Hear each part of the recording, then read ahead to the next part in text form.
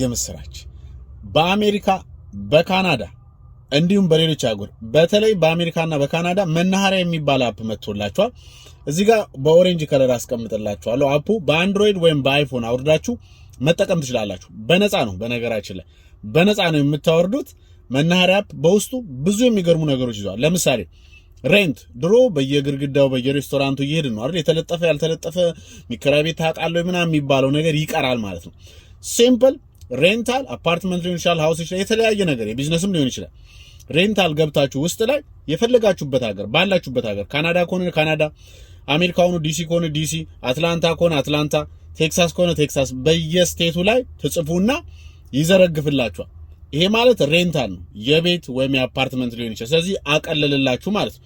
ሌላ ኢቨንቶች ሲኖሩ ባላችሁበት ሀገር የተለያዩ የኢትዮጵያን ዝግጅቶች ሲኖር እዛው ገብታችሁ ምን ኢቨንት አለ፣ ምን ሙዚቃ አለ፣ ምን እንደዚህ አይነት ፕሮግራም አለ የሚለውን በቀላሉ ባላችሁበት አካባቢ ላይ ሲቲያችሁን ስቴታችሁን በማስገባት ማወቅ ትችላላችሁ።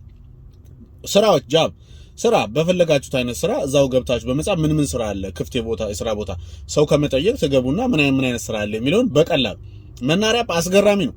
ዳውንሎድ እያደረጋችሁ ኦሬንጅ ከለር ነው ያለው። ስፔሊንጉን እዚህ ጋር ጽፍላችኋለሁ። አንዳንዴ ስፔል ተሳሳቱ ላያመጣ ይችላል፣ ግን ስፔል እዚህ ጋር አድርጌ ጽፍላችኋለሁ። ቤቢሲተር በተለይ ለእናቶች ቤቢሲተር እንትናዬ እናቴ ታውቂያለሽ ወይ ምናምን ብሎ እንደዛ አይነት ነገር ያስቀርላችሁ። ሲምፕል ገብታችሁ ቤቢሲተር የሚል አለ፣ እሱን ትጫኑና በያላችሁበት ሀገር ላይ ይዘረግፍላችኋል። ከዛ ስልክ ቁጥር አለ፣ በሁሉ ነገር ኮንታክት ስላለ መነጋገር ትችላላችሁ። ባይ ኤንድ ሴል የምትፈልጉትን ነገር መሸጥ መግዛት፣ አሮጌ ዕቃ ሊሆን ይችላል፣ አዲስ ዕቃ ሊሆን ይችላል። የምትፈልጉትን ዕቃ መሸጥም መግዛትም እዛ ላይ ፖስት እያደረጋችሁ መሸጥም መግዛትም ትችላላችሁ። ሎካል የሆነ ሰርቪሶች አሉ፣ ሎካል ቤዝ ሰርቪሶች ማለት ነው።